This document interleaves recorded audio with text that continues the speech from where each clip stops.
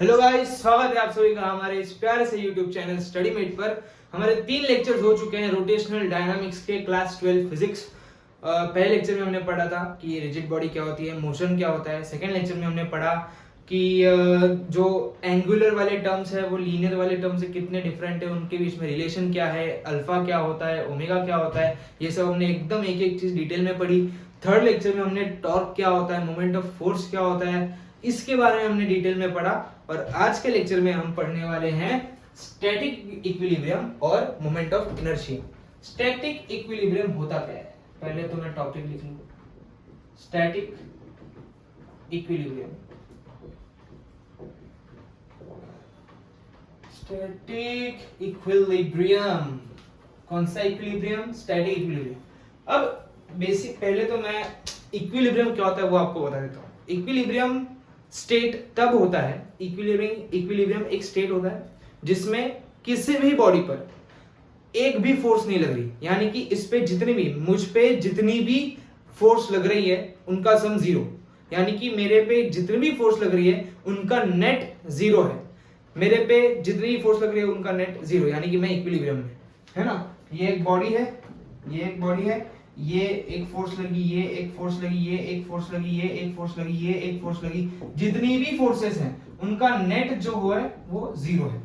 जितनी भी फोर्सेस है इस बॉडी पे, जितनी भी फोर्सेस लग रही है उनका नेट कितना? जीरो। उसे हम कहते हैं इक्विलिब्रियम। अब स्टैटिक इक्विलिब्रियम क्या होता है? अब स्टैटिक इक्विलिब्रियम क्या होता है वो मैं आपको बता देता हूँ कि स्टैटिक इक्विलिब्रियम क्या होता है। स्टैटिक इक्विलिब्रियम में दो, और इक्विलिब्रियम का मैंने अब ये बेसिक मतलब बताया, उसमें और डीप होता है पर हम उतना डीप जाएंगे नहीं। तो बेसिकली फोर्स भी बहुत तरह की इसमें होती है, मैंने सिर्फ एक ही बताई, बहुत तरह की फोर्स होती है। बेसिक मैंने बता दिया कि किसी भी बॉडी पर नेट फोर्स जीरो हो तो वो इक्विलिब्रियम स्टेट में होती है। स्टैटिक इक्विलिब्रियम, इसमें दो और इक्विलिब्रियम होते हैं। पहला तो ट्रांसलेशनल इक्विलिब्रियम। ट्रांसलेशनल इक्विलिब्रियम यानी कि एफ नेट जीरो होना चाहिए। एफ नेट यानी कि force in X direction must be zero, force in Y direction must be zero, force in Z direction must be zero. इन तीनों डायरेक्शन में force zero होना चाहिए, यानी कि ये जो नेट फोर्स है ये जीरो होना चाहिए। दूसरी इक्विलिब्रियम कौन सी है? Rotational equilibrium. रोटेशनल इक्विलिब्रियम, इसमें नेट टॉर्क जीरो होना चाहिए। क्या जीरो होना चाहिए? नेट टॉर्क जीरो होना चाहिए, यानी कि torque in X direction must be zero, torque in Y direction must be zero, torque in Z direction must be zero. तो स्टैटिक इक्विलिब्रियम के अंदर दो इक्विलिब्रियम आते हैं। पहला है ट्रांसलेशनल इक्विलिब्रियम, दूसरा है रोटेशनल इक्विलिब्रियम। और जब ये दोनों इक्विलिब्रियम एग्जिस्ट करेंगे, वापस वापस वापस वापस, जब ये दोनों इक्विलिब्रियम एग्जिस्ट करेंगे तब ही स्टैटिक इक्विलिब्रियम का स्टेट अचीव होगा। जब ये दोनों इक्विलिब्रियम होंगे, कौन से दोनों इक्विलिब्रियम? ट्रांसलेशनल और रोटेशनल, दोनों इक्विलिब्रियम एक साथ होंगे, एक साथ होंगे तब ही स्टैटिक इक्विलिब्रियम एग्जिस्ट होगा। क्या आपको समझ गया मैंने क्या बोला? अब हम इसके ऊपर सम्स करने वाले हैं। मैं एक सम आपको करवाऊंगा, उसमें आप वो समझ जाओगे, एक काफी है। और एक इंपॉर्टेंट पॉइंट आपको मैं यहाँ पे बताना चाहूंगा, ये जो नेट टॉर्क है, मैंने थर्ड लेक्चर में ये बताया था कि टॉर्क हम एक पॉइंट के अलोंग लेते हैं। पॉइंट के अलोंग यानी कि एक रॉड है, एक क्या है? रॉड है, रॉड, और समझो यहाँ पर हिंज्ड है। एक रॉड है और वो यहाँ पर हिंज्ड है, यानी कि यहाँ पर ये फिक्स्ड है। एक रॉड है जो यहाँ पर फिक्स्ड है। अब यहाँ पर ये ऐसी फोर्स लगी इस पे F एट डिस्टेंस R, तो हम लोग इस पॉइंट को रेफरेंस पॉइंट मान रहे हैं जहां पर ये हिंज्ड है कि नहीं? ये पॉइंट हमारा क्या है? रेफरेंस पॉइंट है। यहां से एक्सिस पास हो रही है, कैसे? ऐसे ऐसे गई, अंदर चली गई, एक्सिस पास हो रही है। इस पॉइंट से मैंने R लिया, यहाँ पर फोर्स लग रही है, यानी कि यहाँ पर ये जो पॉइंट A है, समझो पॉइंट A पे फोर्स लग रही है, यानी कि पॉइंट A पे जो टॉर्क है वो इस पॉइंट के अलोंग है ना? इस पॉइंट के अलोंग, क्योंकि R मैंने इस पॉइंट के अलोंग लिया, इस पॉइंट के अलोंग हम लोग टॉर्क निकाल रहे हैं। अभी कभी कभी कुछ कुछ एग्जांपल्स में हिंज भी नहीं किया जाता, सिर्फ बोलते हैं कि ये सेंटर ऑफ मास है ना। जब आप पेन फाइट खेलते हो, पेन फाइट में आपने यहाँ पर ऐसे मारा तो पेन घूमती है ना। क्या आप पेन को किसी भी चीज पर हिंज करके रखते हो? क्या आप पेन के ऊपर खिल्ला मारते हो या फिर पेन को आप चिपका के रखते हो किधर? नहीं, आपने पेन को फ्रीली छोड़ दिया, यहाँ पर ऐसे किया, वो घूमने लग गई, यानी कि पेन किसके अलोंग घूम रही थी? पेन सेंटर ऑफ मास के अलोंग घूम रही थी। या फिर किसी कभी कभी पॉइंट सेंटर ऑफ मास के अलोंग नहीं घूमती, कभी कभी यहाँ पे भी घूमती है, तो किसी भी पॉइंट पर घूमे 99.99% of time centre of mass से ही घूमती है, COM सेंटर ऑफ मास से ही घूमती है। तो यहाँ पर हम लोग सेंटर ऑफ मास को रेफरेंस पॉइंट मान के उसके अलोंग हम टॉर्क निकालते हैं। तो मेरे कहने का मतलब ये है, जब रोटेशनल इक्विलिब्रियम होगा, जो टॉर्क नेट है वो along any point will be zero, है ना। आप हिंज के पॉइंट से निकालो, या फिर आप इस पॉइंट से निकालो, या फिर आप COM से निकालो, या फिर आप जिस पॉइंट पे फोर्स लग रही है उसी पॉइंट से निकालो, किसी भी पॉइंट से निकालो, यहाँ पर यहाँ पर यहाँ पर यहाँ पर यहाँ पर किसी भी पॉइंट से निकालो, टॉर्क नेट जीरो होगा। किसी भी पॉइंट के अलोंग टॉर्क नेट जीरो होगा। कब होगा? जब रोटेशनल इक्विलिब्रियम होगा और स्टैटिक इक्विलिब्रियम होगा, तब torque net along any point will be zero. ये बात नोट करके रखना, क्योंकि ये एक पॉइंट से सम्स बहुत इजी बन जाते हैं, है ना। ये बात नोट करके रखना। अब हम करेंगे सम्स, तो बुक और पेन निकाल के तैयार रखो और चलिए शुरू करते हैं। चलिए अब सम्स करते हैं। अब इसमें पहला एग्जांपल, एक सरफेस है, एक सरफेस पे एक जो रॉड है वो टंगा हुआ है, टंगा हुआ है। हाँ, ये रॉड है जो इस सरफेस से दो स्ट्रिंग्स के थ्रू टंगा हुआ है। सिंग से टंगा हुआ है तो इस पे टेंशन भी लगेगा, T1 T2, है ना। और ये इसका COM है, और यहाँ पर मैंने एक मास रख दिया जिसका मास M है। इस रॉड का मास कैपिटल M है, और capital M is equal to 5 kg और small m is equal to 2 kg। ये बहुत फेमस एग्जांपल है, सारे बुक्स में आपको मिल जाएगा। तो मैंने यहाँ पर डेटा अपने मन से लिया है, तो आप कुछ भी ले सकते हो। और यहाँ पर जो g है, एक्सेलरेशन ड्यू टू ग्रेविटी, ये है 10, ये है 10। मैंने g की वैल्यू 10 ली है, समझ गए? इतना काफी है। और यहाँ पर आपको T1 और T2 की वैल्यू निकालनी है। और ये बोला गया है, ये पहले से मेंशन किया गया है कि ये पूरा जो सिस्टम है वो इक्विलिब्रियम में है, वो इक्विलिब्रियम में है ना। ये पूरा सिस्टम जो है वो इक्विलिब्रियम में है। अब हम पहला हमारा स्टेप क्या होगा कि स्टैटिक इक्विलिब्रियम, यानी कि फर्स्ट स्टेप में हम F नेट को जीरो मानेंगे। F net is zero. अगर F नेट जीरो है तो क्या क्या होगा? F in x direction is zero, F in y direction is zero, और F in z direction is zero. अब यहाँ पर क्या होगा? यहाँ पर हमें अलग अलग टाइप्स की इक्वेशंस मिलेंगी। कैसे मिलेंगी? यहाँ पर कोई इस पूरे सिस्टम में x डायरेक्शन में कोई फोर्स लग रही है, यानी कि इस डायरेक्शन में, हॉरिजॉन्टल डायरेक्शन में कोई भी फोर्स लग रही है, तो आंसर है नहीं, यहाँ पर कोई भी फोर्स नहीं लग रही जो x डायरेक्शन में।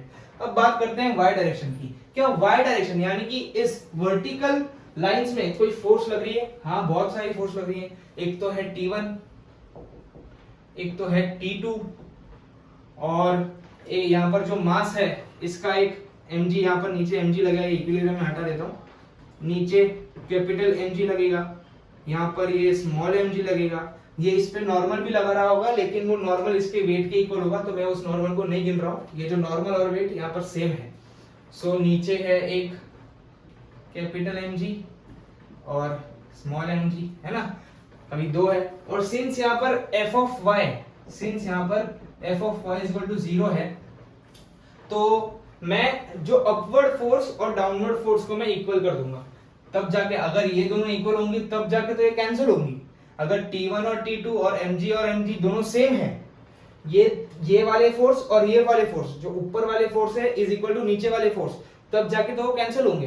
तो हमें इन दोनों को इक्वेट करना है। T1 plus T2 is equal to capital mg plus small mg। तो T1 plus T2 will be equal to small m plus capital M into g। Values डाल दो। स्मॉल m की वैल्यू है 5 नहीं, बिग एम की value है 5, small M की value है 2, तो 5 + 2 7 और जी की वैल्यू है 10, तो 70, T1 + T2 इज 70। यहां से हमें एक इक्वेशन मिल गई। अब क्या F Z डायरेक्शन में कोई फोर्स लग रही है? नहीं, Z डायरेक्शन में कोई भी फोर्स नहीं लग रही है, तो F नेट यहां पर हमने सेटिस्फाई कर दिया। अब बात करते हैं, सेटिस्फाई नहीं किया, F नेट को हमने यहां पर कंसीडर कर लिया, क्योंकि बोला ही है इक्विलिब्रियम में, तो वो अपने आप सेटिस्फाई हो चुका है।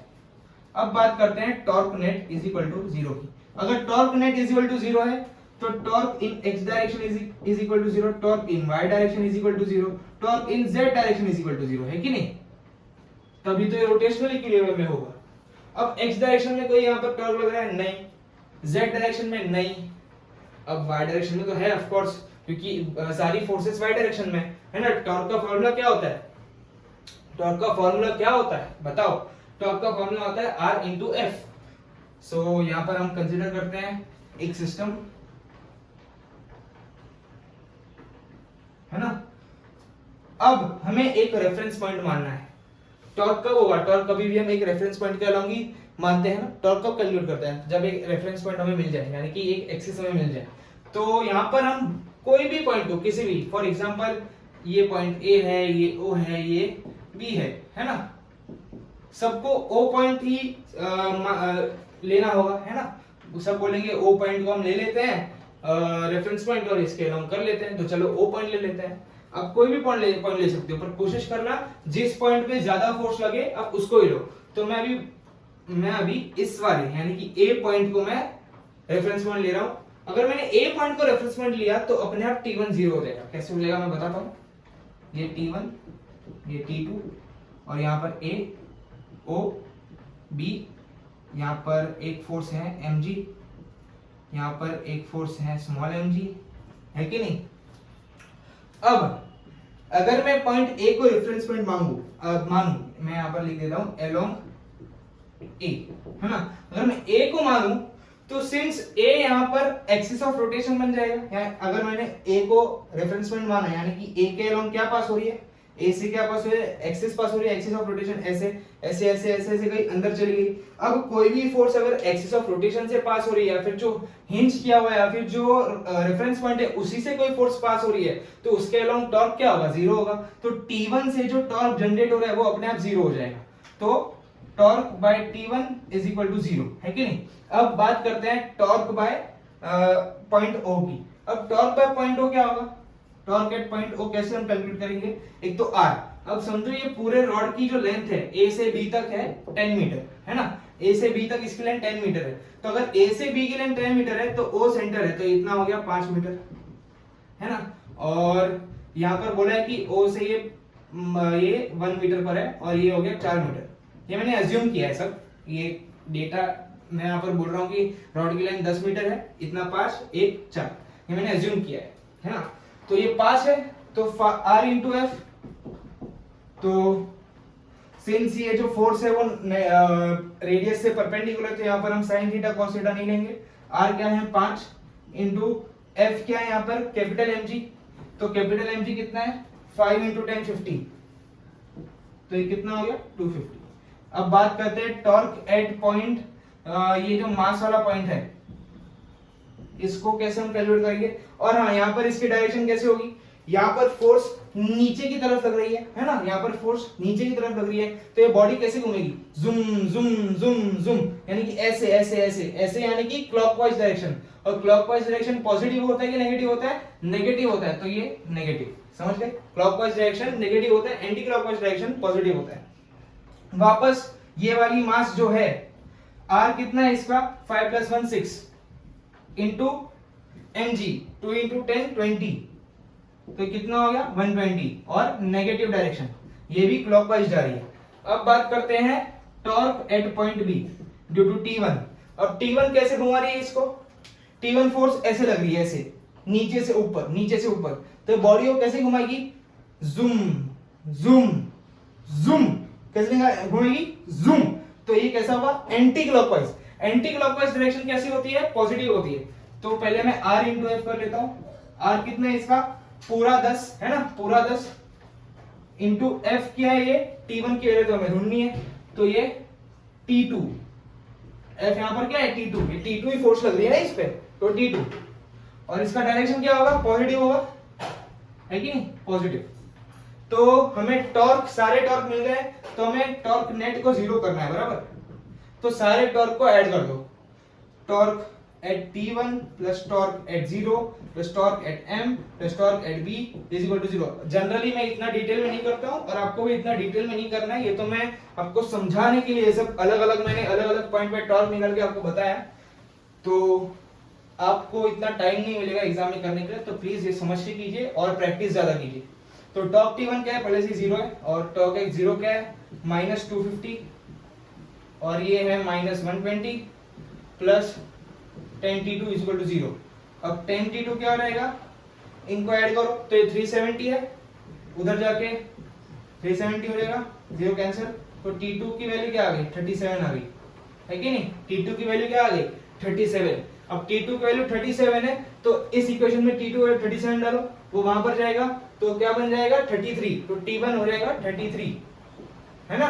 T2 की वैल्यू आपको इक्वेशन 1 में डालनी है, तो आपको T1 की वैल्यू मिल जाएगी, तो T1 और T2 हमें आ गया है, वैल्यूज आ गई हैं। आई होप आपको ये वाला क्वेश्चन समझ में आया है। ये क्वेश्चन था स्टैटिक इक्विलिब्रियम का, हमने T1 और T2 by using static equilibrium हमने इसका आंसर निकाला है, और इसे नोट करिए, अच्छे से इसे रिवाइज करिए। बढ़ते हैं नेक्स्ट कॉन्सेप्ट की तरफ, यानी कि मोमेंट ऑफ इनर्शिया की तरफ। वापस मैं आप सभी को थोड़ा सा फ्लैशबैक में लेके जाता हूं। यहाँ पर लीनियर और यहाँ पर रोटेशनल,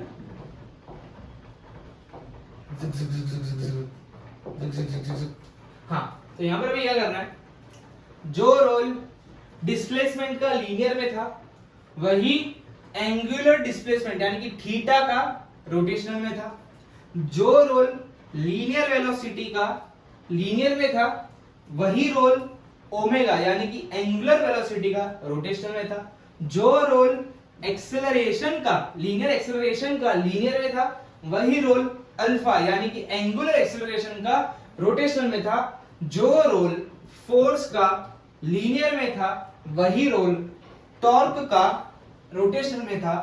वैसे ही जो रोल मास का लीनियर में था वही रोल आई यानी कि मोमेंट ऑफ इनर्शिया का रोटेशनल में है। समझ गए? S का S is this, B is this, A is this, F is this and M is moment of inertia in rotational। जो रोल M लीनियर वाले खेल में करता है, मतलब मास हम लोग जो भी moment of in 1D 2D जो भी हमने काइनेमेटिक्स में किया है, जो रोल M लीनियर में प्ले करता है वही रोल I यानी कि मोमेंट ऑफ इनर्शिया रोटेशनल में प्ले करेगा। कैसे प्ले करेगा? मोमेंट ऑफ इनर्शिया होता क्या है? Moment of inertia for example ये एक एक्सिस ऑफ रोटेशन है। क्या है एक्सिस ऑफ रोटेशन? अब इससे कुछ मील दूर मास m रखा हुआ है। फॉर एग्जांपल ये यहाँ से जो r है वो कितना है? r is equal to 10 metre है ना। और ये एक्सिस ऑफ रोटेशन है, ये ऐसे ऐसे ऐसे ऐसे घूम रहा है। ये क्या है? ये मास जो है जुम जुम जुम जुम जुम जुम घूम रहा है कि नहीं? ऐसे ऐसे ऐसे ऐसे ऐसे ऐसे ऐसे ऐसे गोल गोल गोल गोल घूम रहा है। हाँ, अब इसका मोमेंट ऑफ इनर्शिया क्या होगा? इसका मोमेंट ऑफ इनर्शिया होगा, इसका मोमेंट ऑफ इनर्शिया होगा m इंटू आर का स्क्वायर। क्या होगा? m इंटू आर का स्क्वायर। डायरेक्ट फॉर्मूला, कुछ एक्सप्लेनेशन नहीं, अभी पूरा मैं एक्सप्लेन करता हूँ। इसका फॉर्मूला क्या होगा? m इंटू आर का स्क्वायर।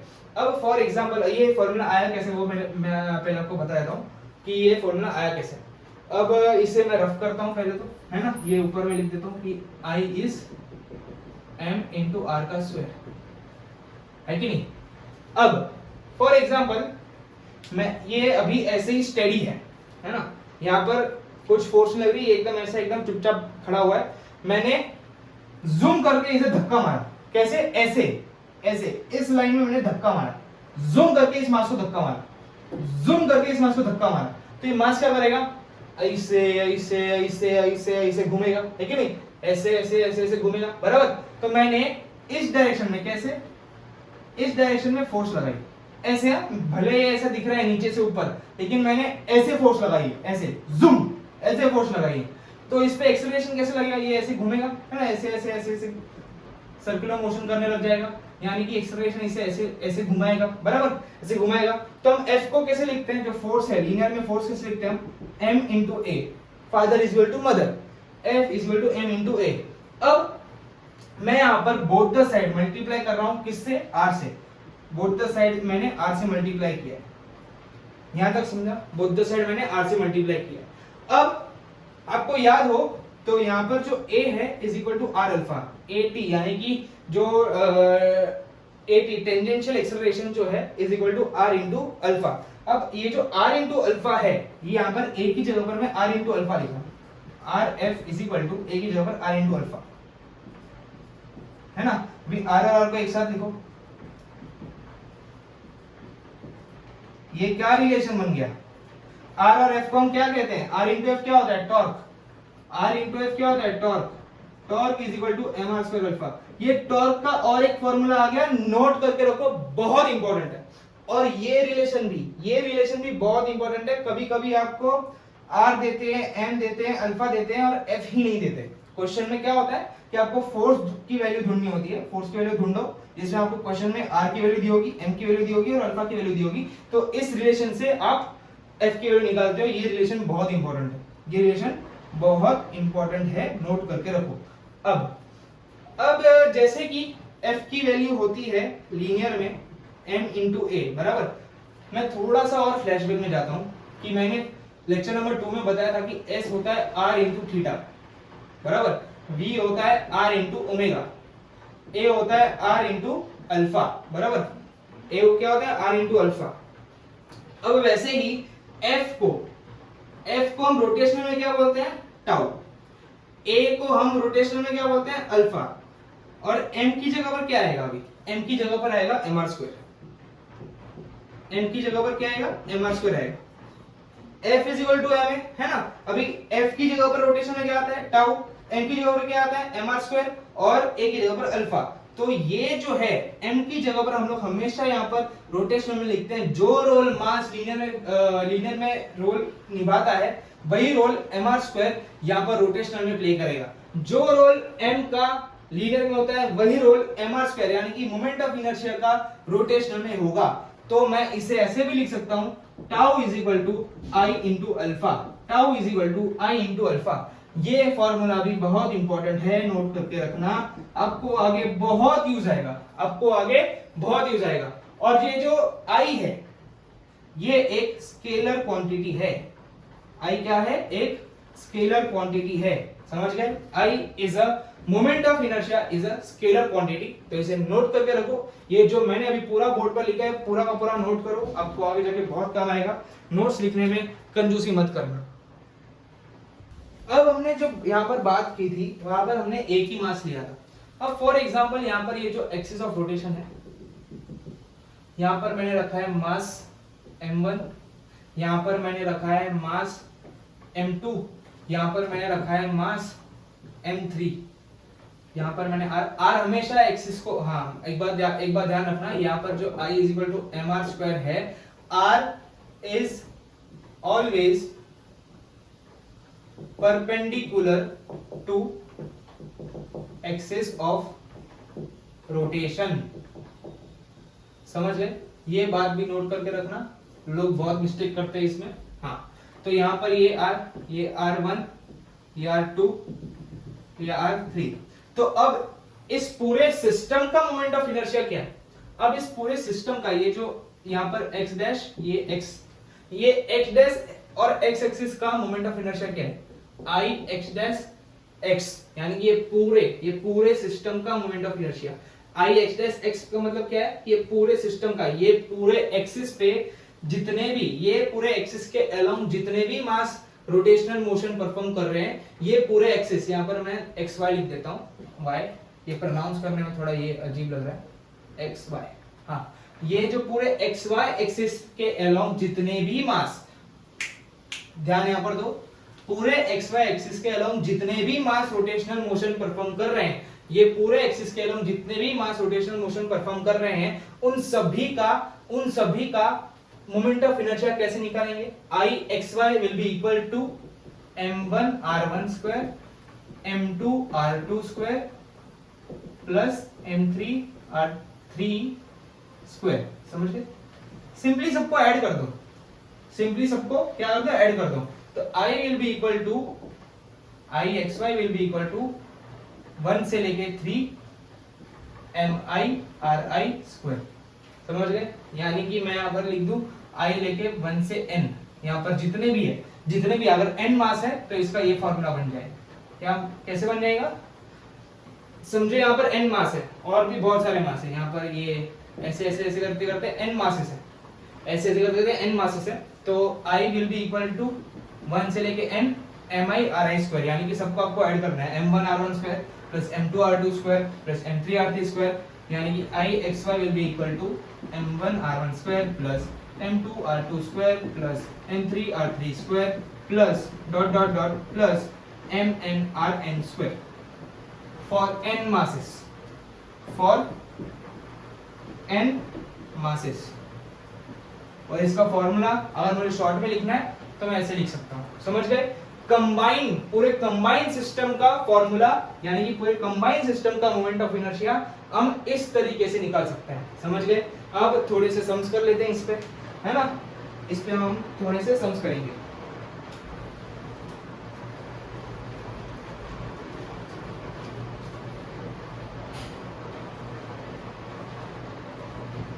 बारिश आ रही है, बारिश आ रही है, रिमझिम बारिश आ रही है। चलो अब इस पे पहला सम, है ना? यहाँ पर एक मास है, यहाँ पर एक मास है, यहाँ पर एक गोला है, यहाँ पर एक गोला है, यहाँ पर ये एक्सिस है y और x। ये है मास 2 kg का, सारे सारे 2 kg के मास है ना? 2 kg के मास है, 2 कौड़ी के नहीं, 2 kg के। इतना ये जो डिस्टेंस है वो समझो ये पूरा स्क्वायर है, समझो ये पूरा स्क्वायर है। और स्क्वायर का एक साइड का साइज है, एक साइड का साइज है, side is equal to 2a। Side क्या है? 2a।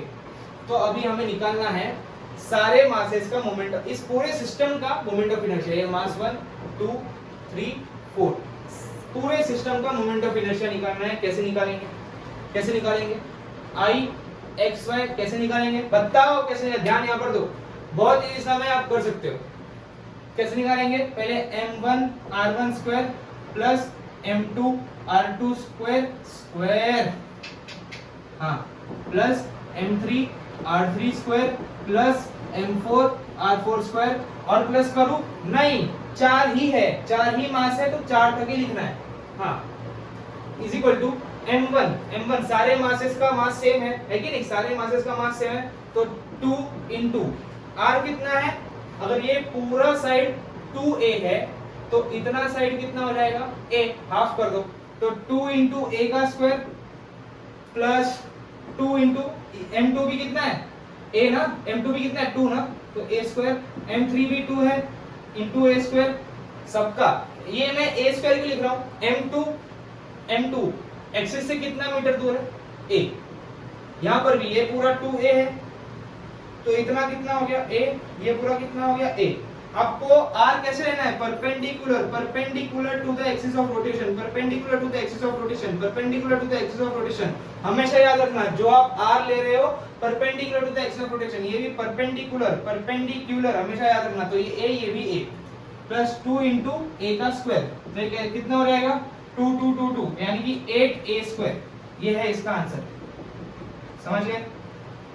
ये है इसका आंसर। पूरे सिस्टम का मोमेंट ऑफ इनर्शिया कितना आया? 8a square. समझ गए? अब और एक सम करेंगे।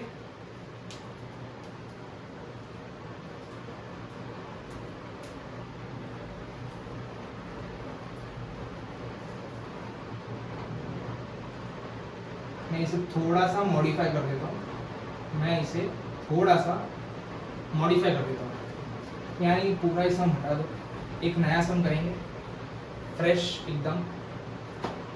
क्वेश्चन नंबर 2, सूखने दो इसको, पहले सूखने दो, इस बेचारे को सूखने दो। सूख जा मेरे भाई, हाँ सूख गए।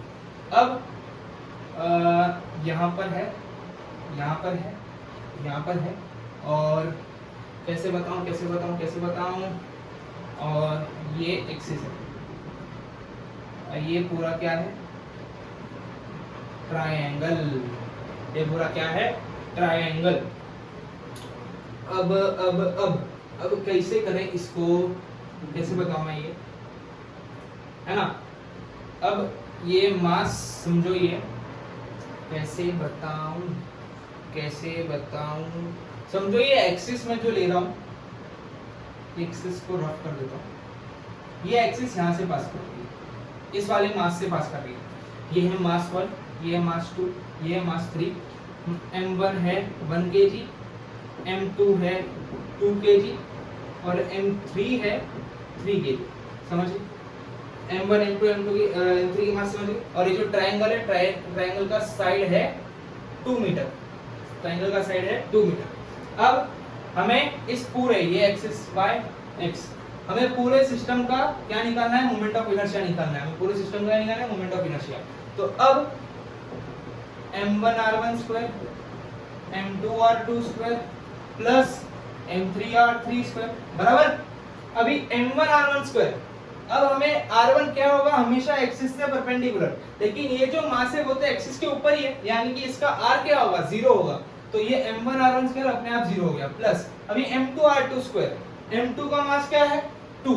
अब r2 कैसे निकालेंगे, है ना, r2 कैसे निकालेंगे, अब ये मैं थोड़ा हटा देता हूं, है ना। r2 क्या होगा, परपेंडिकुलर डिस्टेंस होनी चाहिए, है कि नहीं, परपेंडिकुलर। अब ये डिस्टेंस कितनी है, अब ये डिस्टेंस कितनी है, अभी हमें वो निकालना है।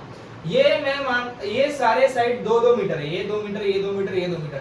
अब कोई भी ट्रायंगल के जब सारे साइड सेम होते हैं तो कौन से टाइप का ट्रायंगल होता है, वो होता है इक्विलेटरल ट्रायंगल। इक्विलेटरल ट्रायंगल के सारे साइड्स के एंगल कितने होते हैं, ये 60 डिग्री, ये 60 डिग्री, ये है 60 डिग्री, है कि नहीं, सारे 60 डिग्री है। ये 90 डिग्री है, ये 60, ये 90 बराबर, यानी कि ये कितना हो गया।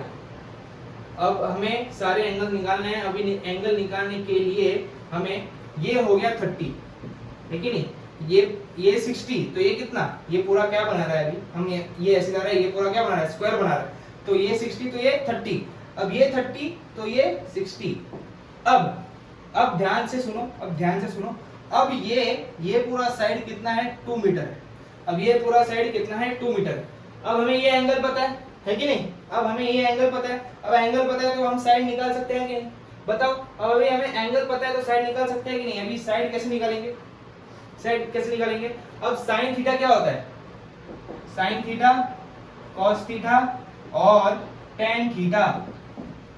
मैं बहुत डिटेल में समझा रहा हूँ क्योंकि कुछ लोगों को ये सब पता ही नहीं होता। ये होता है ऑपोजिट अपॉन एडजेसेंट, ये होता है एडजेसेंट अपॉन हाइपोटेनियस, ये होता है ऑपोजिट अपॉन